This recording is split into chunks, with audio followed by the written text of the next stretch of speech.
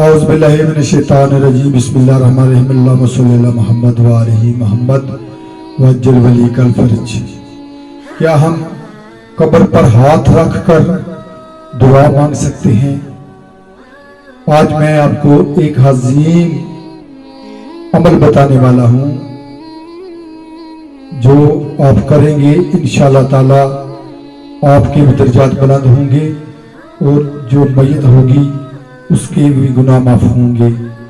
تو جب میت دفنا دی جائے، قبر پر مٹی ڈال دی جائے، اس کے اوپر مٹی ڈالنے کے بعد پانی کا چھڑکاؤ کر دیا جائے، تو اپنی انگلیوں کو قبر کی مٹی کے اندر ڈال کر 7 مرتبہ سورہ قدر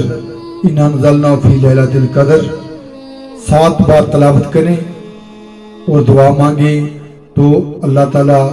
میت کے تمام گناہ معاف کر دیں گے اور پڑھنے والے کے درجات بھی بلند ہوں گے۔ ایسا عمل کرنے سے جتنے بھی وہاں آدمی موجود ہوں سب سے کہیں، سب سے بولیں کہ مٹی میں انگلیاں ڈال کر 7 مرتبہ سورہ قدر کی تلاوت کریں، اور